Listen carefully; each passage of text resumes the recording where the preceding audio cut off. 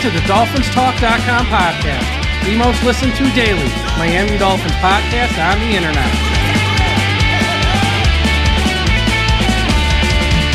Miami's got the Dolphins, the greatest of all. Come on, Dolphins fans. Time to fins up. We're in the air, we're on the ground, we're always in control. And when you say Miami, you're talking to my ball. Cause we're the Miami Dolphins, Miami Dolphins, Miami Dolphins number one. Miami Dolphins, Miami Dolphins, Miami Dolphins number one.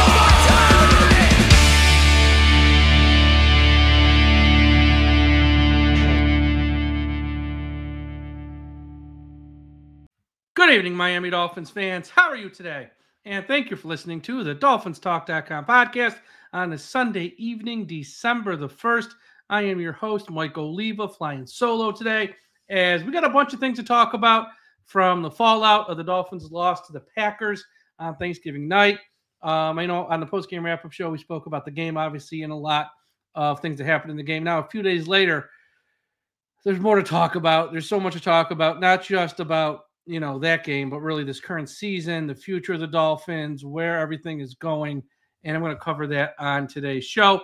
But before I get into any of that, as always, a quick word from our sponsor. The DolphinsTalk.com podcast network is sponsored by Caneswear.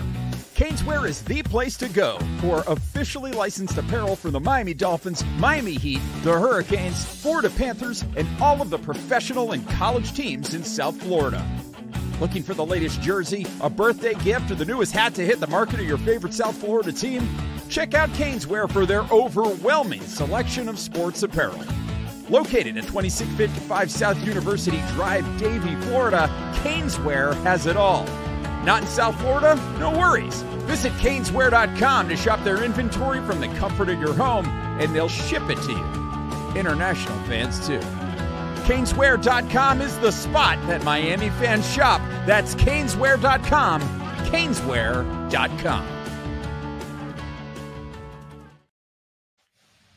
Okay, let's get into it. Well, with the Dolphins losing on Thanksgiving night, putting themselves at 5-7, obviously making the playoffs, not looking good. And they have to win the rest of their games, run the table, and they need help. And they got zero help today on Sunday. The Colts scored with 12 seconds left, and instead of playing for overtime, they went for 2. Got it, won the game. The LA Chargers won. Pittsburgh won. Houston won.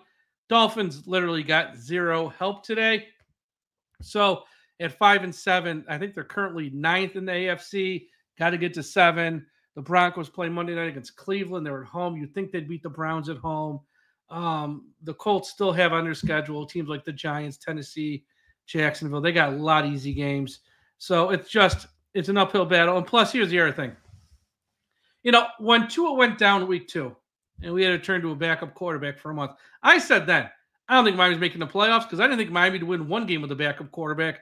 And that's before we saw Skylar Thompson in Seattle.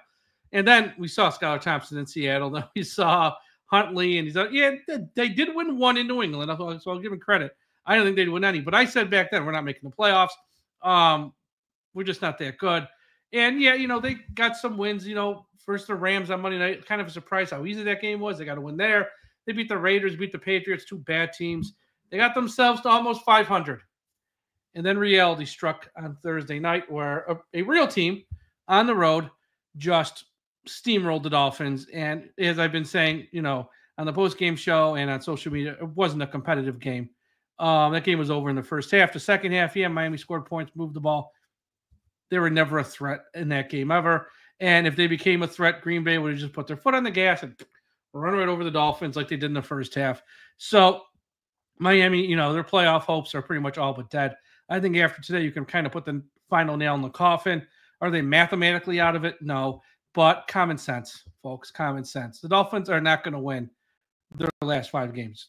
I think the Jets next week, that game is no sure thing because you're Miami. Anthony Walker might not play, and they have no middle linebacker on this team that can stop the run if he's not out there or if he's out there less than 100%. And in the secondary, Kader Kohu, Cam Smith, they might not play. I mean, they're just so hurt on defense that even old-ass Aaron Rodgers might look respectable against the Dolphins next week because the Dolphins are so wounded on defense. So we'll see. But, then they got to go to Houston to win, which I have very low expectations for because we don't beat good teams. San Fran, by the time we get them, they might be healthy. Maybe they're a winning team by then. If they are, well, we know how that story unfolds. So I just don't think Miami's going to make the playoffs. And I think today, having the Colts win, the Chargers win, less Pittsburgh and Houston, but Colts, Chargers, and probably Denver on Monday night really puts the final nail in the coffin for Miami. They need those other teams to collapse, and part of the problem is the Colts play the Broncos, so someone's got to win. So it's like all these teams aren't going to have a collapse, and expecting Miami to run the table, I think, is just wishful thinking. So what I'm going to do on today's show a little bit, at least this first part, is I want to talk about, on the post-game show, I spoke a lot about Mike McDaniel and such, and why, a lot of the blood is on his hands. And it is. It really is. But, the other guy, which we didn't talk about on the post-game show because it's more just about the game in the moment that night, is Chris Grier, who's got the rest of the blood on his hands. Before I start, let me just say this. I know this is reality, not what I wish, not what I hope, not what I would do. I'm talking reality because we have to live in reality. Chris Grier's not getting fired. Mike McDaniel's not getting fired. We have to start from that place. So if you're living in a fantasy world, or if you're thinking, they might fire him, they're not. They're not. They're both going to be back in 2025. They'll both be back. So looking, what's the Dolphins' future like beyond this year? If we're not going to make the playoffs this year, which we're not, let's start looking at next year. How are we going to fix things? Can we fix things? What are some of the moves we have, just the surface level moves we have to do right now off the top of our head? And let's go through this roster right now. Start on defense. Start in the secondary. Jordan Poyer, probably retired. He's got to go anyways. So you're going to lose one starting safety. Javon Holland. I like Javon Holland. Heading into the year, I kind of hope they kept Javon Holland. But the way he's played this year, I would not pay Javon Holland big money. So if you let him go, then you're going to need two starting safeties heading into next year. You hope Patrick McMorris is one. You hope. But I would not hope on a sixth-round pick who has been out September, October, and November, who might play a couple games at the end of the year this year, heading into next year to be a starter, maybe as a backup, maybe. So you're going to need at least two starting safeties next year. Defensive line, Calais Campbell, you might cut him once we are eliminated from the playoffs, but he'll be a free agent. If he wants to come back to Miami, great. He'll be 39. So even if he comes back, you need someone to take like half the snaps of that role and someone to be your future to fill that defensive end, defensive tackle role. So no matter what happens with Campbell, you got to do something. That's one. Benito Jones at nose tackle has been bad this year, and you need a competent nose tackle. So on the defensive line, you need at least a starting defensive tackle, a starting nose tackle, and yes, depth pieces behind them. So you need two safeties, possibly, and two players on the defensive line. Linebacker, you cut Long already. Anthony Walker's only on a one-year deal. He'll be a free agent. Plus, he's been hurt pretty much all training camp. Now he gets hurt again. You got, I don't know how much you trust him. Jordan Brooks, what I'm talking about later in the show, with his comments after the game Thursday, probably won't be here next year for reasons other than his play. And then you have an out in Bradley Chubb's contract, big fat contract, who, he's probably not going to play this year. And if the Dolphins are going to need to open up cap space, someone like Chubb at his age, with all of his injuries, you're probably going to move on from Chubb after this year. So you're going into next year. You're going to need two safeties most likely, because I don't think he's going to pay Holland. Because Chris Grier only likes to pay premium position players. Holland's at safety is not a premium position. So you're going to need two safeties. If he does pay Holland, you need one. You're going to need two starters on the line. Jones got to be replaced. Campbell, even if he comes back, he's only a part-time starter at this point. You got to get someone there. And a linebacker, you need a middle linebacker. You got to get someone to replace Chubb, and you'll probably need someone to replace Jordan Brooks, who I'll talk about later. Then in the secondary, Cam Smith, just going to call it right now, he's a bust. I mean, he got hurt this last game. I feel bad for him, but he's a bust. Kendall Fuller, who's been injury-prone this year and has had multiple concussions this year, there's an out in his contract after this year. And if you don't take the out, that means he's going to count $8.5 million on the cap next year. Kendall Fuller's not an $8.5 million player. So you're going to have to move on from Fuller. Cam Smith, he'll be on the team, but you can't expect anything from him. And, oh, yeah, Kader Kohou is a restricted free agent after this year. So you're going to need 2 safeties, probably 3 linebackers, 2 players on your line to replace Jones and Campbell. And at cornerback, outside of Ramsey, you can keep Kohou as an RFA, but outside of Ramsey, you ain't got much going on there, and you're going to have a mess there. That's just the defense. On offense, this is a little bit easier. You got to find a number 3 wide receiver because Odell Beckham's toast. He's done. You ain't bringing him back. River Craycraft, nice player, not a number 3. And we have no one else we can trust. Malik Washington's okay. He's not a number 3. You need to find 2 starting guards and a backup swing tackle because you figure Armstead's gone. Lamb's going to retire. Armstead's probably going to retire. So you start Patrick Paul one side, Austin Jackson on the other. Who's your backup swing tackle? Need a backup swing tackle. Then we know Liam Eichenberg stinks. He's a free agent. Robert Jones stinks. You got to get 2 starting guards. Oh, by the way, you got to get guys behind them as well. So you need at least 3 guards and a backup swing tackle to start. Oh, yeah. Then you got to spend real money on a backup quarterback because you just can't go. You can't bring back Tyler Huntley as your number 2. He ain't any good. So I hope everyone's taking notes because if you thought this season's been painful and we didn't live up to expectations and things haven't gone well, like I said, 2 safeties, possibly a corner or 2, at least 3 linebackers, and at least 2 players on your defensive line. Oh, yeah. Then a real backup quarterback, 2 guards, a backup guard, a swing tackle, and a legit number 3 wide receiver. The only position you really don't have to touch is tight end and running back. And, let's get on top. Let's talk about the salary cap situation. Right now, as of today, December 1st, the Miami Dolphins are $12 million over the salary cap, the 4th worst salary cap situation in the league. Only 3 teams are in a worse salary cap situation. And we have Chris Grier, and Chris Grier ain't getting fired, like I said. And we know Chris Grier only spends money in high draft picks, rounds 1, 2, and 3, money in high draft picks on premium position players. So if you think he's going to go out there and spend real money on a guard, he won't. Spend real money on a safety, he won't. Spend real money on a nose tackle or a defensive tackle, he won't, and he won't. And he's probably going to go out there and use an early round draft pick on a number 3 wide receiver because God forbid you got to use more draft capital on wide receivers. He'll probably spend a high draft pick on a corner because Cam Smith is a bust, and that didn't work out, so you got to have him in the corner. And he'll try to get by at guard, and he'll try to get by swing tackle, and he'll try to get by at nose tackle on, aging vets on 1-year deal like he did this year because he's going to sell to the owner, and he'll sell to the fan base, at least the segment of the fan base that is dumb enough to still buy into his bullshit that we were just unlucky this year. We didn't get the bounce of the ball. We had some bad luck with injuries. Really, the process we have is right. It's just we had some bad luck. And, we're in the cycle of hell. We're in the cycle of hell. So, as, fans of the Dolphins, I know not every fan's there yet. Some fans still want to think we're going to make the playoffs. God bless you. If you got hope, I'm not here to rain on your parade. For the majority of, sane, rational fans of the Dolphins who now are going to pivot and start to look towards next season, this is what we're facing.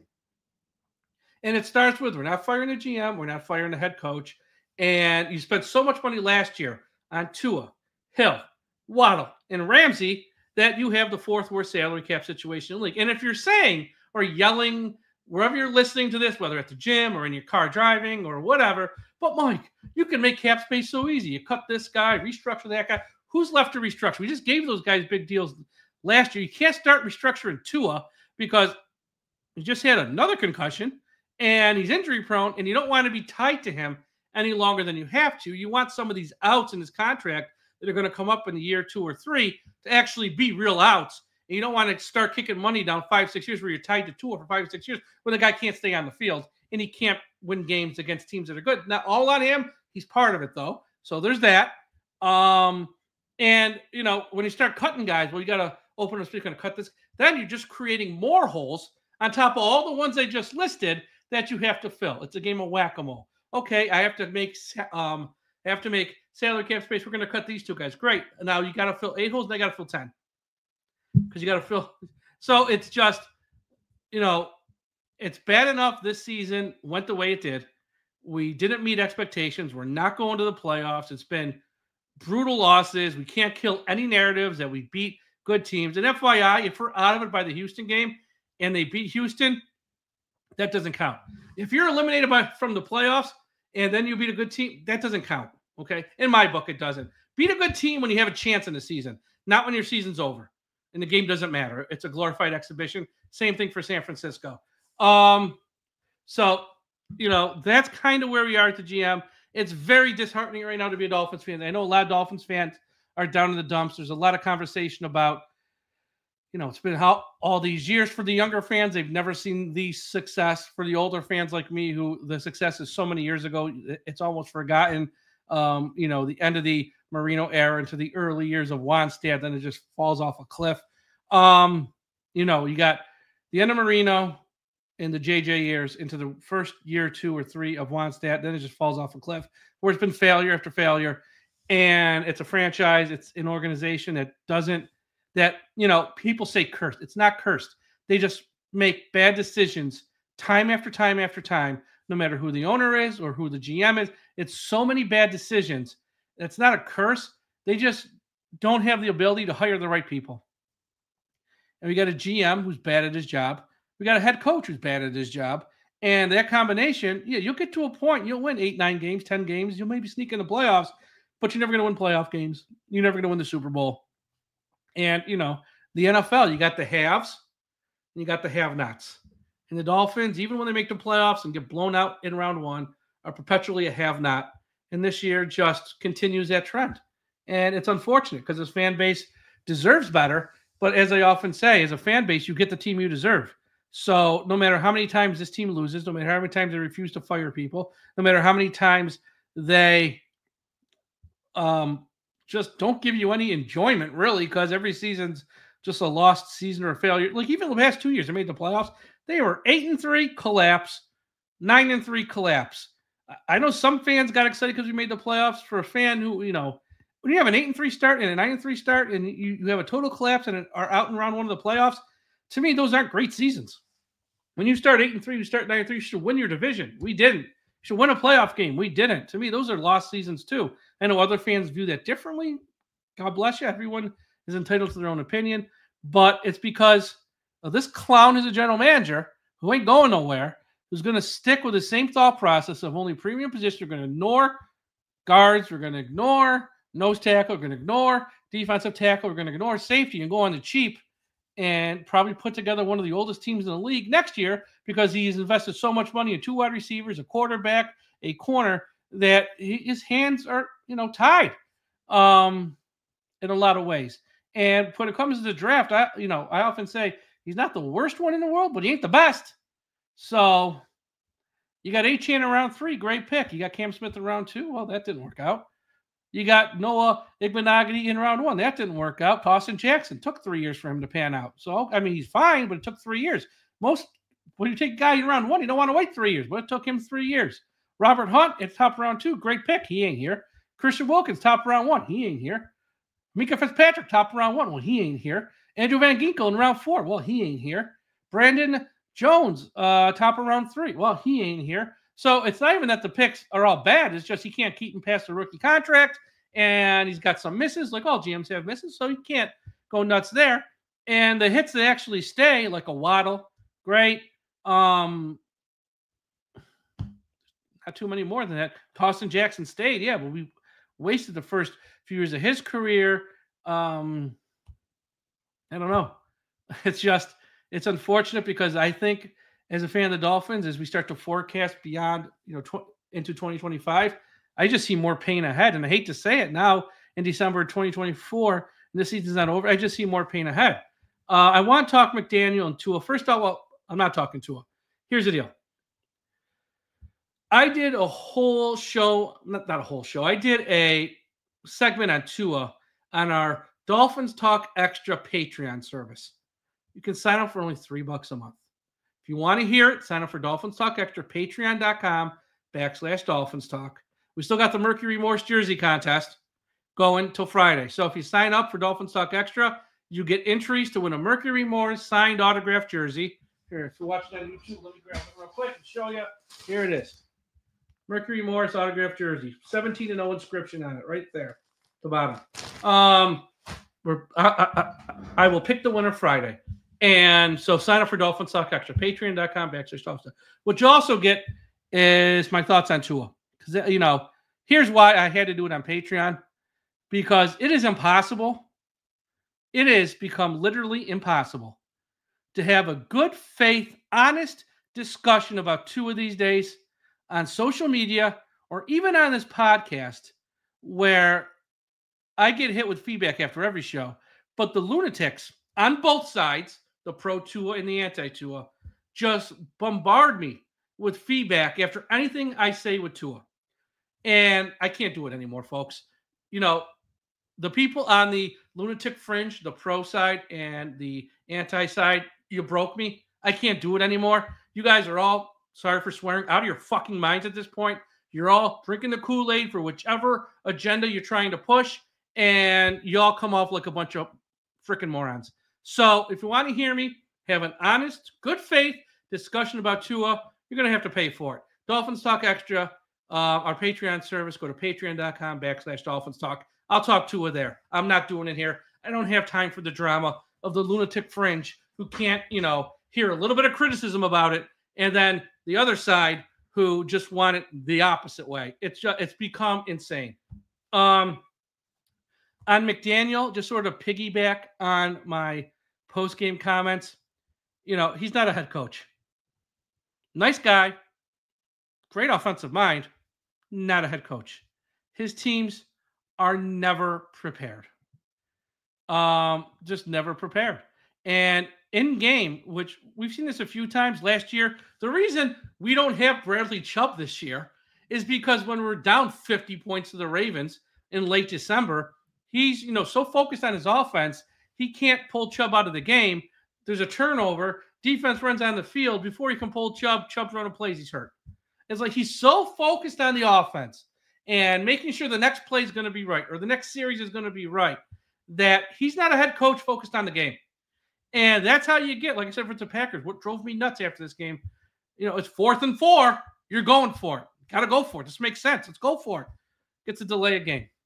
And he's standing shoulder to shoulder with the ref. Why does he get a delay a game? Because he's so focused on the play he sent in, the formation. Did I call the right play? Do we need to audible out of this? Oh, wait.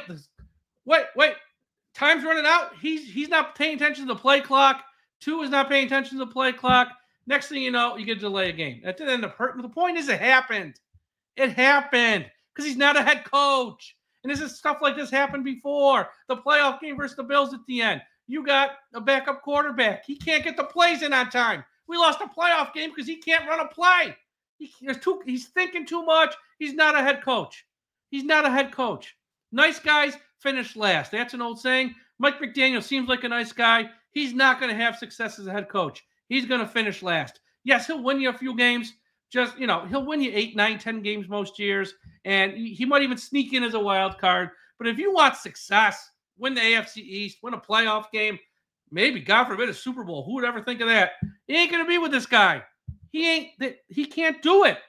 He ignores the defense. He has a new coordinator every year on defense. Special teams, though, you know, God forbid you fire Danny Crossman, who has one of the worst special teams units in the league year after year after year. We're not going to fire him. And you got Mr. Crossman stands up in the middle of the season. Well, I don't like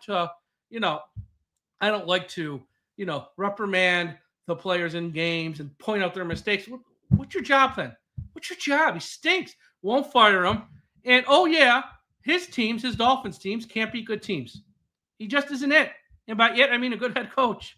He's been on an NFL staff since 2005, minus 1 year. It's going on 2025. Some of this stuff shouldn't have to be learned or should have to be worked on. You either got it or you don't. He ain't got it. He's now 3 years into being a head coach.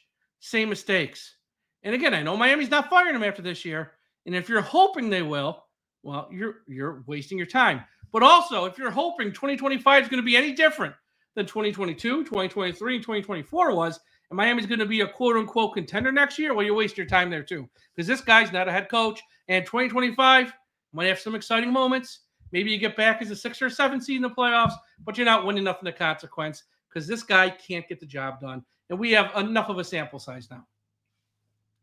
Okay, before I get to my closing comments, I want to do a quick shout out to everyone at finheaven.com. Everyone go to finheaven.com, largest Miami Dolphins message board on the internet. Also, a shout out to our friends at the I Am a Miami Dolphins fan Facebook page run by the great and talented Carlos Hernandez. If you're on Facebook, please be sure you are part of the I Am a Miami Dolphins fan Facebook page. And wherever you're listening to this podcast, whether Apple Podcasts, Spotify, YouTube, Podbean, iHeartRadio, Audible, subscribe. We're on like 100 platforms. Those are just like 4 or 5 of the bigger ones. Wherever you're listening, subscribe. If you're watching this on YouTube, smash that like button. Smash it right now. Help us out. Also, subscribe to the channel. We're going to have shows the rest of the way. We'll have shows the rest of the way, obviously, in season. And once the season ends and we get into this teardown, guys being jettisoned, maybe some coaches leave, we'll have shows to keep you going in the offseason, as always. Also, got to talk about Mellow Seltzer. I'm holding the packs tonight again. Mellow Seltzer. The seltzer that is taking America by storm. Mellow THC Seltzer comes in wild berry, grapefruit, strawberry, mango, and half. A mixture of madness, genius, and a pinch. Here we go. And a pinch of chaos to bring you the best sips in the universe with 5 milligrams of THC in this drink. With 5 milligrams of THC, Mellow is revolutionizing the way you unwind. Each sip is designed to gently lift your spirits and ground your senses. That's right, Mellow THC Seltzer is the best. Go to mellowseltzer.com for information on how and where to purchase. Okay, final topic. Jordan Brooks. After the game, Jordan Brooks called the Dolphins soft. He said, he didn't just call the Dolphins. He did throw himself into that comment saying we were soft. It was we. But, Jordan Brooks is on this team. And he's in front of a camera, in front of a microphone, calling his team soft. When Tashone Elliott said it, he's in Pittsburgh. He's on a whole other team. He said it, whatever. When a player on your own team says it, that ain't good. That's just wrong. I had Richmond Webb, everyone knows Richmond Webb, on the podcast Saturday. If you haven't listened, listen to it. And I asked him about it. He goes, look, what Brooks said will not sit well in that Dolphins locker room. Guys are going to be offended by his comments. He should have said it. And if you're Grier and McDaniel, you don't want to cut him now, Brooks. You got so many injuries and you kind of need him. But after this season, he's got to go. You got to send a message. Look, if you're playing for this team, you're on this team. You can't go in front of a camera. You can't go to the media and badmouth your teammates. That ain't right, dude. Now, I know some of you saying, well, what he said is true. Yeah, okay, it's true. No one's arguing with him. The Dolphins are a soft team. That doesn't mean you got to publicly say it in front of the world. You keep that shit in-house. You deal with that amongst your teammates in the locker room. Hold a team meeting. Talk to your head coach. Talk to your position coach. Talk to your coordinator. Talk to your teammates. If you don't say it in front of the media, in front of the world, because what you're doing is cutting off the balls to your head coach and throwing your teammates under the bus. Brooks isn't the team guy. He's got to go. And if they keep Brooks in 2025, it goes to show you Mike McDaniel can't control his players. And I know not everyone's going to believe, people are going to say, oh, Mike, you're overreacting. You're wrong. That's fine. You don't have to agree with me. No one has to agree with me. But that's, an NFL locker room is a sacred place. Those guys put their bodies on the line for each other. They put their bodies on the line for each other. And when one guy's out there saying, we're soft, screw you. I went out there, yeah, we lost, but someone was out there, whoever, gave it his all, trying, probably, in pain for the next week because of that game. And this guy's saying, I'm soft, screw you. Who are you? You can't say that. You can't say that to the media. You got to keep that in-house. And, look at the way Calais Campbell talks after a game and Tua talks after a game. They try to, right or wrong, they try to spin everything positively. Hey, look, we're not out of it yet. We can still run the table. I think we're going to go 10-7. They're saying the right things. They don't throw anyone under the bus. That's what you're supposed to do, even if, no one truly believes it. And that's how you're supposed to act. That's how a professional acts. That's how a leader acts. Jordan Brooks can't say that, man. Not him. And it's wrong on every level. And I don't see how you bring him back next year. That's just me. We'll see, though. Can they mend fences? I'm sure, but Richmond Webb, who played many locker rooms with Dan Marino and others, Hall of Famers he played with, Jason Taylor, Zach Thomas, he said it. I've been in locker rooms. That's wrong. Can't say that. The other players on our team are not going to like that. And, I know it didn't get a ton of attention. It got some attention, didn't get a ton. And with everything else happening in Miami, and it's not the right thing to do. It's not the right way to act. And it just rubbed me the wrong way. I can only imagine how it rubbed some of the players on that team who, are trying, putting their bodies through hell to win games, how it rubbed to hear that they're soft. We know there's a larger conversation about being soft. You don't want the players saying to the media, though. That's not how you handle it. All right. Thank you, everyone, for listening. Be sure to check out the website, DolphinsTalk.com. Follow us on all social media at DolphinsTalk. And listen to the podcast, again, YouTube, on Spotify, Apple Podcast, iHeartRadio, Audible. Whatever platform you find podcasts, we're on them. We're on them all. Listen there. We'll have shows all week to get you ready for Dolphins Jets next Sunday. Thank you for listening. And, folks, don't forget, we must put an end to highway profanity.